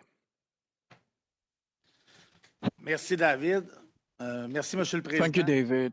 Thank you, Mr. Chair and honorable members of the committee. I would like to start by underlining the incredible support dairy producers have received from various governments in defending the importance of Canada's supply management system. And the dairy producers of Canada really thank you for the different compensations that were paid to dairy producers for market losses. And of course, such a system is not viable for entrepreneurs that we are, and it is in this sense that we must try as much as possible to manage supply. The aspect which we wanted to share, in addition to the 3.9% market share that was conceded to the American market, it is and other rules that were requested, such as the banning of the export of all dairy products across all international markets. This is a unique circumstance, which is the result of a tripartite agreement with three countries to ban one of the countries from exporting elsewhere in the world. Right now, we are not hearing about any possible reopening or new interest to allow Canada, and it is clear that the dairy sector must look at this very important aspect. For three main products, the milk dairy products for newborns, as well as other dairy products. And I'd like to mention that other discussions are happening at Senate, and we're all available in order to address your questions as far as the customer review is concerned. Thank you. We'll now turn to the rounds of questionings. Mr. Genereux for 6 minutes. Thank you, Mr. Chair, and thanks everybody for joining us here today. Do want to start with you, Mr. Kingston, on a couple of topics. Probably first on the critical minerals piece. The benchmark minerals intelligence estimates that we need more than 300 new mines to be able to keep up with the demand required for batteries by 2035. Hoping you can provide your insight on that. And then also, if you're able to speak to some of the competitiveness and decoupling issues that we're seeing with the United States right now. Thank you. Yes, when it comes to critical minerals, I raise this because I think as we approach this review, one of the things that we want to do is approach the Americans with constructive areas that we can help them achieve their objectives and do so in an aligned North American fashion. And critical minerals are just one of those obvious places. Right now, the EV and battery supply chain is dominated by China. And Canada happens to have the full suite of critical minerals in our ground here, and yet we've done a very poor job of actually getting them developed and processed. And so this gives us a huge opportunity to be important to the Americans, have some leverage at the negotiating table, and ultimately achieve the EV objectives that have been established by governments around the world. We're talking about over 380 mines required, and yet production of Canada's suite of critical minerals has gone down virtually across the board in every sector over the past decade. So that is a huge challenge, and we need to reverse that if we want to succeed in this discussion and in this transformation. And just on the competitiveness piece, look, the federal government deserves huge credit for the $40 billion in new investment we've seen in the auto industry. This is unprecedented. But what we're seeing is that the government's industrial policy is totally disconnected from its environment policy. Huge success winning investment, yet we have an EV mandate, which is completely disconnected from our U.S. partners. And it opens us to vehicles from other markets where there could be dumping occurring or illegal subsidization. So that disconnect is a huge problem, and it needs to be fixed before we get to the CUSMA review. What exactly then in the environment policy is disconnected from the industrial policy? The EV mandate. Canada has always aligned its emission standards with the federal U.S., and that has delivered significant emissions reductions year over year. And it's why you have a compelling case to build vehicles in this market, because our regulatory environment is aligned to the U.S. What Environment Canada has done is Canada-unique regulations dictating what vehicles can be sold in this country and in what ratio. This is a major departure from a long-standing approach to align with the federal U.S. It is a competitiveness challenge. It is a huge irritant, and it needs to go away before we get to a CUSMA review. So speak about the some of the tariffs put on China, and you mentioned it a little bit in your testimony, but hoping you said that what Canada could do to strengthen our position on that, and hoping that you've come with some of your thoughts and suggestions. Yes. Yeah. So a few things. First of all, we have to make sure that the Americans know that we stand shoulder to shoulder with them on this approach to China. That is priority number one, particularly as we get towards Do you think they don't think that now, then, Mr. Kingston? I don't know if a signal has been sent, and that needs to be sent clearly and strongly. So that's the first priority, because as they look at the North American Free Trade Deal in CUSMA, if they view us as a weak link on China, we will have a problem. So that needs to be communicated clearly. There are a number of steps that can be taken. So there's obviously the tariff, which is a blunt instrument. You could do what the European Union has done, so an anti-dumping or a subsidy investigation. That's another avenue. So I think we should be looking at all possible avenues. The other thing that we should examine too is, the White House has launched a security investigation into connected vehicles from China. If it's a security threat to the Americans, I would think it's a security threat to Canada. So those are the types of things that we should be investigating and making sure the Americans know that we are with them on this. So I think it was probably a mutual friend of ours, Chris Sands, who said the levels of compliance will be an important issue going into the CUSMA review. Do you agree with him when he says that? Sorry, compliance in terms of? Yeah, levels of compliance in general. So you've kind of already spoken about some of the concerns when it comes to the industrial policy and the environment policy. So I would suspect you agree. But when we look at where Canada's heading in 2026, and depending on which president we're I guess dealing with at the time, would you agree that levels of compliance would be an important aspect to focus on when? Yes, compliance with the agreement. Yeah, absolutely. I mean, I think the success of an agreement is have the parties lived up to the commitments, and as a result, is the agreement functioning as intended. So I think that will be important. Yeah. Okay, then last question. I got about 30 seconds left. You said that we've done a poor job on critical minerals. What exactly can you point to that hasn't been successful on critical minerals? Sure. Well, the production numbers speak for themselves, and that we've seen declines across the board. But I think the big challenge is permitting.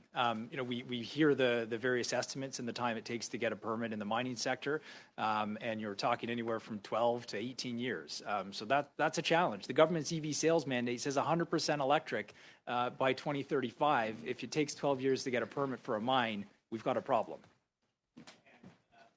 We're going to have to say that's the end, and we will move now to Mr. Sidhu for 6 minutes. Great. Thank you, Mr. Chair, and thanks to the witnesses for taking the time to be with us here today.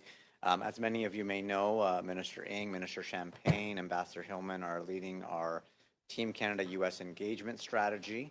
I'd like to hear from the witnesses here today in respect to the work that you're doing with your U.S. counterparts and engagement strategy and advocacy that you would find most helpful within this engagement strategy. Maybe we can start with, I think, Mr. True, you mentioned in your opening remarks the Team Canada-U.S. engagement strategy. Maybe we can hear more about your thoughts.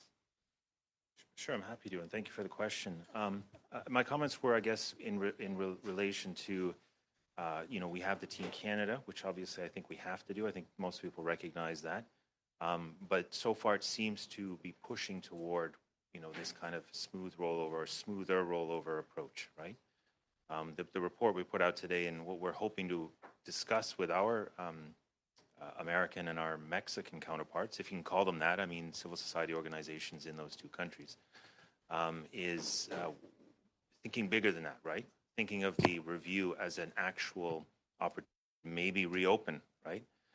Some sectors, some of the chapters, to make them more worker and climate centered, I suppose, or make them more effective, right? Make them more beneficial for the workers in all three countries. So that's kind of where we're coming at it from.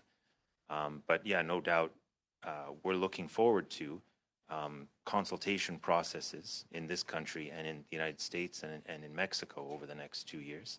We're also kind of thinking ahead to next year. So we don't just have the CUSMA review in 2026, but of course we have a 2025 review of the labor chapter and of the environment chapter.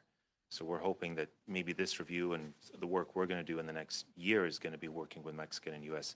labor unions and environmental groups on those policies as well. Thank you. And I'll turn to Mr. Kingston next. Thank you.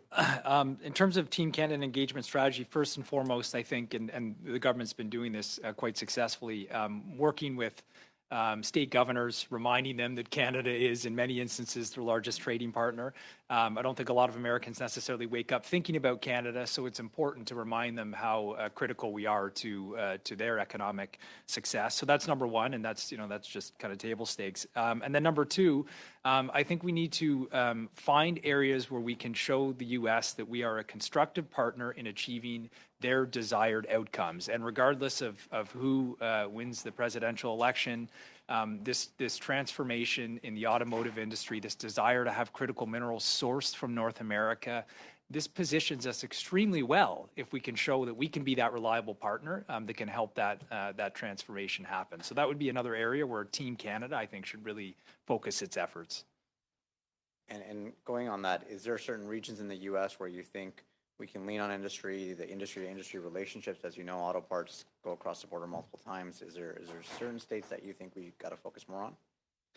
Look, I think anywhere where you've got a large automotive presence, I think the integration of our economies is well understood. And so those are areas where you would have natural allies. All you have to do is look at what happened when we had disruptions at the Ambassador Bridge and the ripple effect that went through the industry, not just in Canada, but across North America. So any state where there's auto will understand that we're an integrated part of the U.S. economy, and therefore it's really important that we get this right in terms of this agreement and our ongoing integration. And absolutely, look, you spoke about the Ambassador Bridge blockages, and I heard from many folks in the industry, including residents out at border towns in Windsor, about the impacts it's had on trade. And we need to make sure trade flows, and we need to make sure that all of us around this table are approaching this with a Team Canada perspective. I'd like to turn to Mr. Weens on the screen from the dairy farmers. Maybe your thoughts on the Team Canada U.S. engagement strategy, things you're working on with your U.S. partners, counterparts, and what you think would work in terms of advocacy. Yeah, certainly the relationship between us and our counterparts in the U.S. is very different than it is for other industries. I mean, obviously, they put pressure on their government to try to capture a bigger percentage of the Canadian market through the CUSMA agreement, and so they were given access. And so our concern remains more that they continue their government, through the panels, they've tried to kind of change the rules somewhat and what had been agreed to in the CUSMA agreement. Now, I'll say that we continue to relate to our counterparts on many areas, but I will say that when it comes to trade, there is an area that we mutually have agreed to disagree, certainly. But we continue to work with our governments too in terms of how to approach the situation. Great. Thank you, Mr. Chair. And great. So we will go to our next round. Mr. Savard Tremblay for 6 minutes. Merci, Monsieur le Président. Merci à la Thank you, Mr. Chair. Thank you to all the witnesses for their statements. Mr. Gobet, I suspected you had certain things to tell us with regard to this nightmare that you experienced with regard to your sector. I had the opportunity to visit in January your farm in Chicoutimi, I believe, or in Labé, rather. And now tell me, can the sector afford once more to have any such event happen?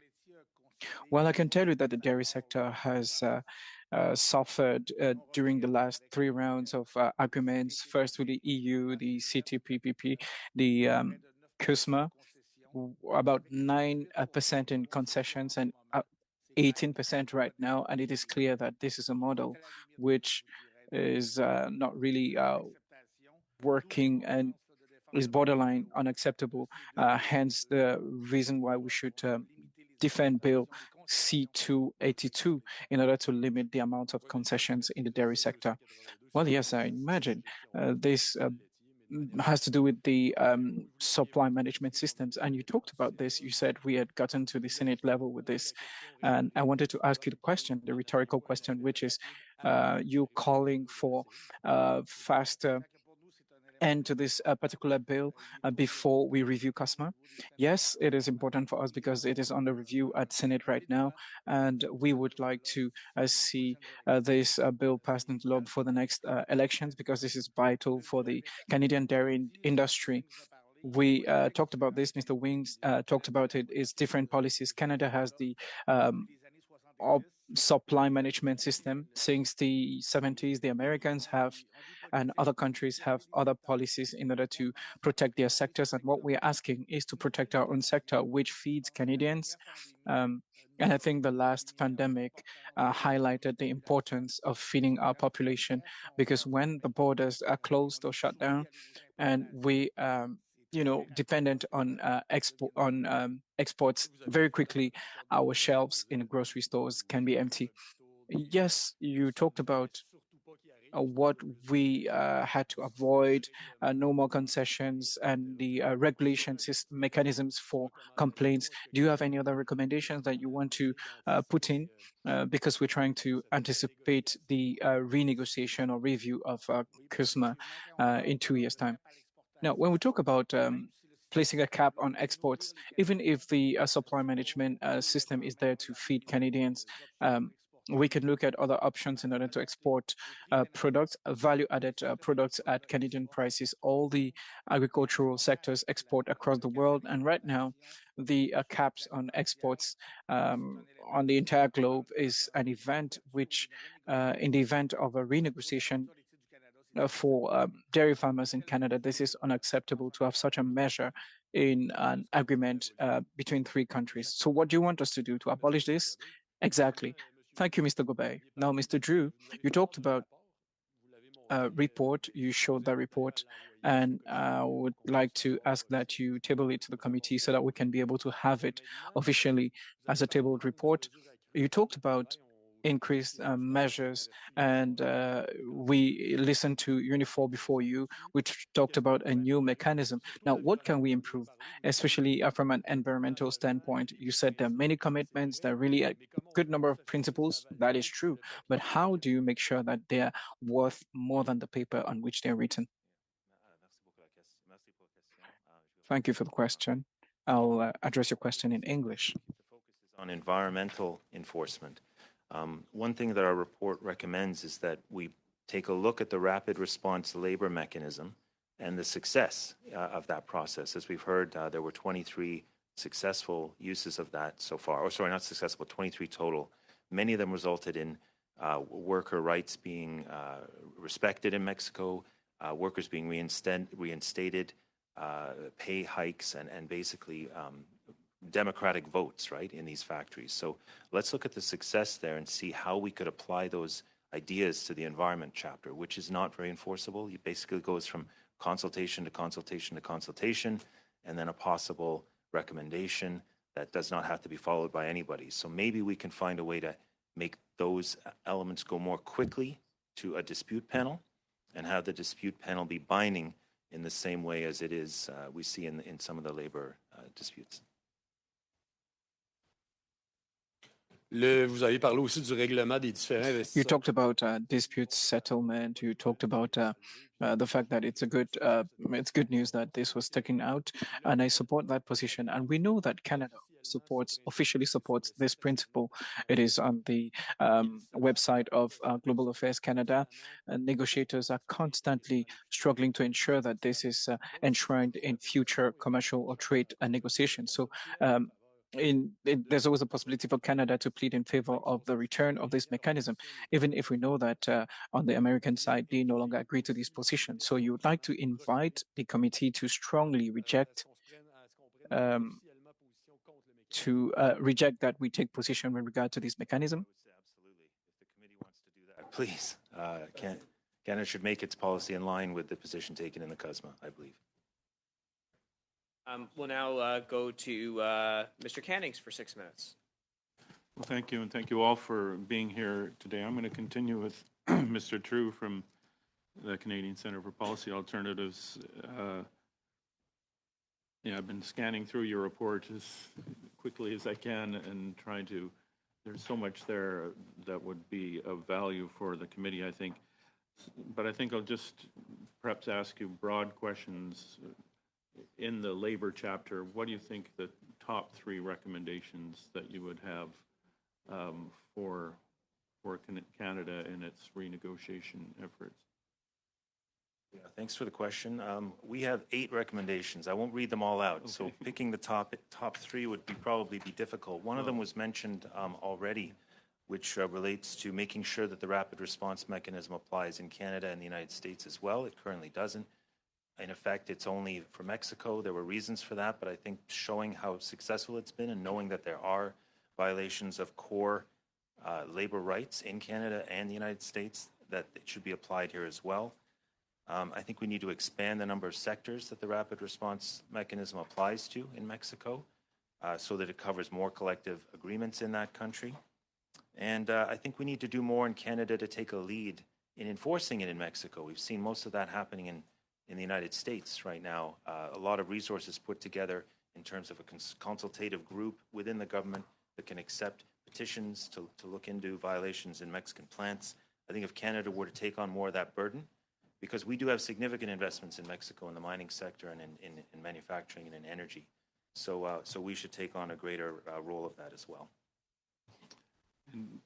In the environment chapter in your report, you talk about I think it's like an environment peace agreement or something.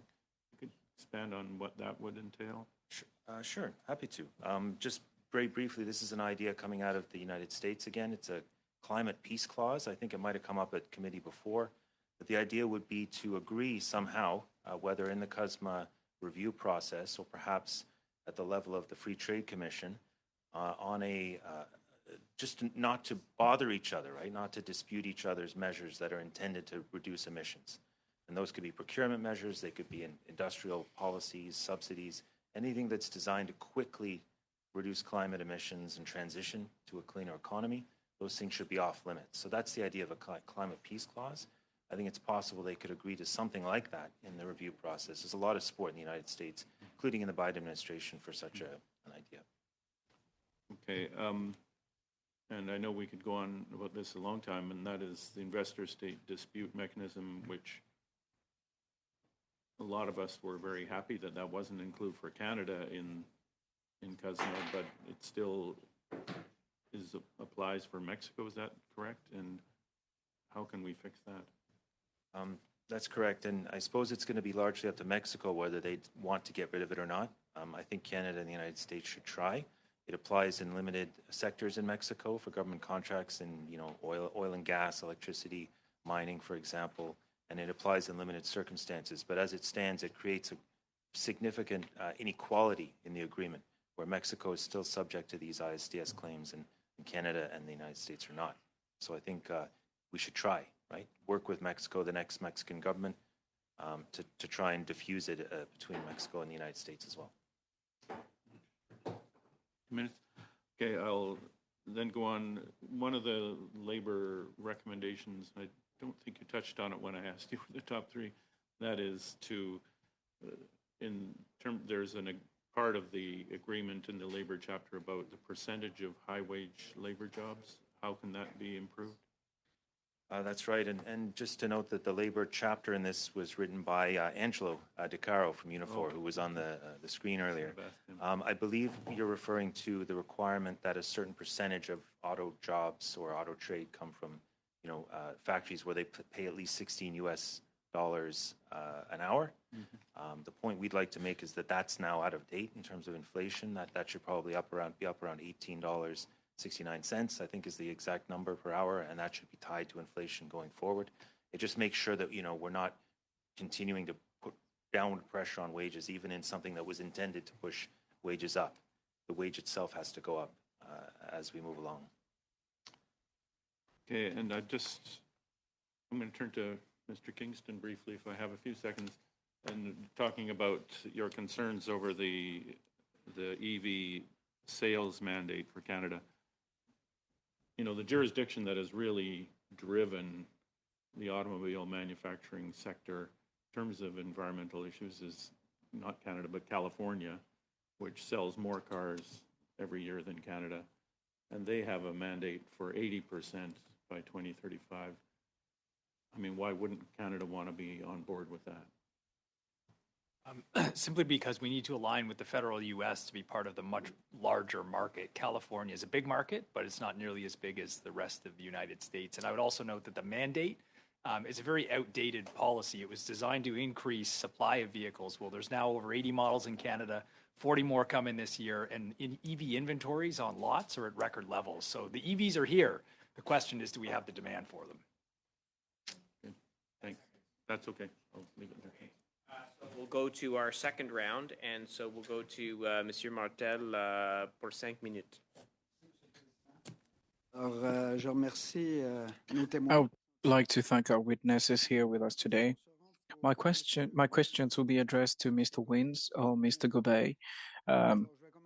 Any of you can respond. I'll start with the first one. The government granted certain rights to the Americans with regard to our internal policies, which, if I understand well, which means if we table all amendments to our dairy categories, what is going to be the consequence on our market? And I'm wondering, where is our sovereignty in all of this? Mr. Wins or Mr. Gobey, you can address the question if you like.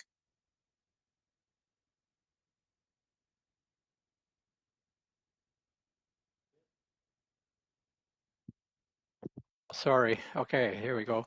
Yeah, that is a major concern for us in that our sovereignty as a country, we have given up here to some extent by putting us under the microscope for any domestic dairy policies that we make in this country, and that has made things much more difficult for us. But it could go beyond that too. Certainly, where they have restricted certain exports on the protein side of the milk from not only their market and like the markets within the signatories, but a worldwide restriction. So that seems to have been something that is that was very, very concerning to dairy farmers when those restrictions were placed on us. Danielle, you may want to add to it. Oui, ben effectivement, je pense que Yes, I think the point was made, but this is another aspect. We talked about concessions earlier. We talked about limiting exports across the world. And of course, in terms of dairy policies, every change in policy, the Canadian Dairy Commission has to be there's supposed to be American oversight. This is really specific to our sector. And so the Canadian Prime Minister met with the President of the US, Biden, after his election to discuss this understanding. They jointly declared that CUSMA should support our small and medium-sized enterprises. If we compare this and we know that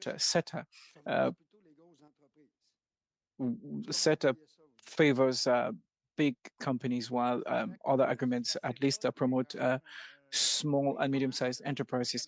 The CETA agreement was for the cheese sector, and in Canada, the cheese production is quite a national pride, and it is clear that the CUSMA had over 100,000 tons in growth over a number of years, and with our neighbor, this is a significant market. And you mentioned it, Mr. Martel, if we don't want to have industries competing against each other, each industry has to take full advantage of trade agreements.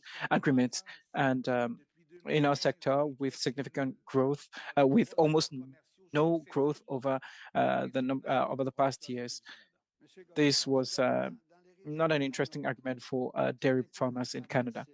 So, Mr. Gobey, under the supply management, what was the benefit under CETA, and were the consequences, as you mentioned, what you expected? Well, there were over 12,000 farms in Canada, and in Quebec, more specifically, because this is a sector that I know better, we lost over 30% of our farms. The intra-region. The region of Saguenay-Lac-Saint-Jean was completely sidelined by this agreement, and other regions in Canada have to do something else in order to feed Canadians. This is clear that this had significant consequences. Right now, you're currently negotiating with processors on a national strategy on ingredients. How do you see those negotiations happening, especially because you have to submit the results of these discussions to the Americans?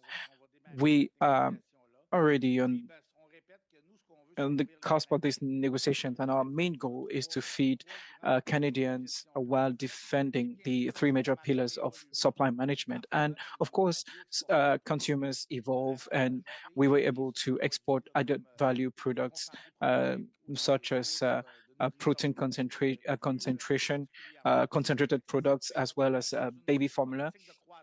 And in order to ensure that we develop with processors, we need to explore other markets. And Mr. Drew mentioned, we're talking about sustainability of businesses. Canada, with its territory, access to water, hydro power, lands. There's nowhere else in the world where milk could be greener than in Canada. We'll now turn to Ms. Fortier for 5 minutes. Thank you, Chair. I have questions for the dairy farmers of Canada. I'll start with Mr. Wiens. As in your opening remarks, and you've mentioned that you are concerned that the U.S. might try to relitigate the arguments they made during the recent TRQ panels. We've been discussing this in the last hour. Can you continue to elaborate on that and discuss why it would be dangerous to entertain discussing these very issues that were settled within the dispute resolution panels within a broader CUSMA discussion? Yeah, so I mean, obviously, it's a concern when they're, first of all, there's an agreement, and they've challenged us through a panel, and the panel ruled in our favor, and we know that from the responses that or their reactions to that they were not very happy with it, and of course, there's also that other element about like electorally, the swing states in the U.S. are also dairy states. So it's to the benefit of either major political party to kind of focus on that area way beyond its significance to their economy. And so what we're afraid of then is if there's an agreement there and you don't get your way during a panel, and then you keep poking away at it through a review, that then is very concerning. I mean, certainly, if the agreement were to be reopened, reopened for renegotiation, I mean, one of the first things that we would have on the table is, hey, why have these export restrictions on us? That is punitive to the Canadian dairy. I don't think there's any other such thing that exists in any other trade agreement. And so that's that is if it's going to come to if let's say the U.S. comes along and says we want to reopen it, then we have our demands. But our concern is, that if they're simply going to use this as another way of trying to get what they didn't get before. Merci. I get to ask in both official languages today. Alors, la prochaine question, Monsieur Gobeil. Next question, Mr. Gobeil, maybe, because it would probably be easier because you had already discussed this over the past hour, but Canada was able to enforce through multiple mechanisms for dispute settlement that its supply management system is not only legitimate, but is in the best interest of Canadian consumers. So can you continue explaining to us why we need to continue defending the system and what are the benefits of this system today for Canadians? Yes, thank you for the question. Clearly, this system, we've mentioned it, is to provide quality products to Canadians to respond to their needs. And these products based on needs in order to avoid food waste. And also, in terms of prices, sometimes we hear that the prices dairy products, when you compare the prices of Canadian dairy products and consumers, and you compare this with the US and other border countries, sometimes there's a lot of cheap products, but our products are comparable in terms of butter, in terms of cheese and milk. And the consumer doesn't pay for supply management. It's a better wealth distribution mechanism between producers or farmers who can live a decent life, processors who are involved here and who've invested in Canada, and to the consumer who is seeking to consume Canadian-made products. Do you have anything else that you want to add in the last minute for our committee members to consider? Well, what I'd say is, and I said this earlier, more and more we see with climate change phenomenon, we're beginning to see decisions that are being taken by governments. And I mentioned this earlier, and it's clear that we have opportunities in Canada to have growth in terms of at level of production. And in the long term, it would lead to a reduction in the cost of production in Canada. We have cost of production surveys every year, and production like ours, which has been stable for a couple of years now, and with the significant increase in costs, processors have a hard time, or farmers have a hard time to deal with the volumes. And what I'd like to say is that this system allows Canadians to have better quality products at a better price. Mr. Tremblay for 2.5 minutes. Je ne croyais pas qu'on aurait le temps de... Well, I don't think we would have the opportunity for a second round, but Mr. Drew, we can continue. You talked about environment, and I came back to you on dispute settlement mechanisms. Now, let's talk about work. This is a chapter that's new with really interesting principles. Unifor was telling us a moment ago that a number of interesting mechanisms that we can use and that we can improve. And how do we ensure that during negotiations, we ensure that we are protecting workers' rights? It's something that all three countries want to do better on, right? So this is an area where we don't have to reopen the agreement. We don't have to renegotiate. Mexico, the United States, and Canada are already thinking about how to tweak the rapid response labor mechanism, right, to make it more effective. You know, we have some other recommendations. You know, we need to clarify Annex 31B. So this is the Canada-specific rapid response mechanism, to confirm that it applies to a denial of rights at any covered facility by any domestic legislation in Mexico, so not just legislation related to the constitutional changes in 2019. We need to clarify and promulgate more specific criteria and requirements for remediation agreements that resolve rapid response complaints, including content like damages, timelines and requirements for consultations with stakeholders. And, you know, we need to engage in cooperative capacity building under the CUSMA labor chapter to strengthen the law enforcement and inspection system in Mexico and assist with funding capacity for an arm's length oversight committee with a mandate to collect data and offer training.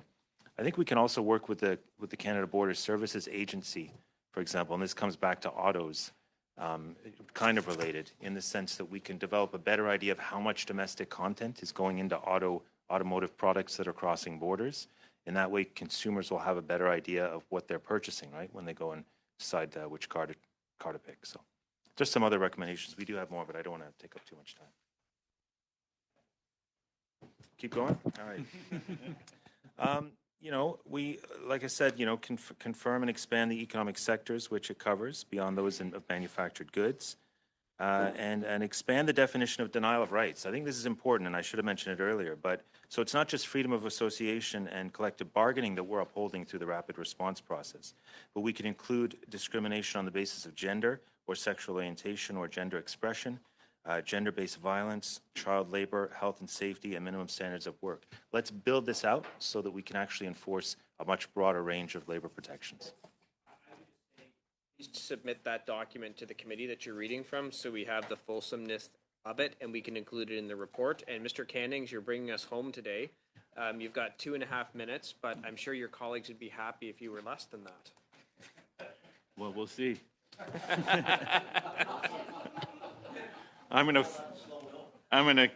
Yeah, slow talkers of America here. I'm gonna continue on with Mr. True, and in your report you have a apart on you mentioned the digital trade chapter and how it undermines workers' rights, privacy, competition policy. Just wondering if you could, in 2 minutes, tell us how that can be improved. It's difficult because it's a complicated chapter. It's one of the more complicated chapters of the agreement. But digital trade, digital services are becoming much more important, right, for our economies. But also there are areas where there's a lot of surveillance. There's a lot of abuse of children, for example, in algorithms we see and that we're looking at on TikTok or other systems. And in order to crack down on that, in order to better regulate that, you need access to the source code sometimes. You need access to the algorithms. CUSMA makes that difficult or potentially impossible. It's not been tested yet, but the language is new. There's a prohibition on governments accessing that information in order to regulate or to put products on the market, right? So I think we need to revisit that. There's a lot of cases, even to help you tax companies, right? To help you figure out how much of their sales they're actually generating in Canada, you sometimes need the source code and the algorithms to go through and to figure that out. So there's elements of the digital trade chapter that I think are just completely there to benefit big tech companies in the States. They don't help our companies, they don't help Canadians, and we should be revisiting them.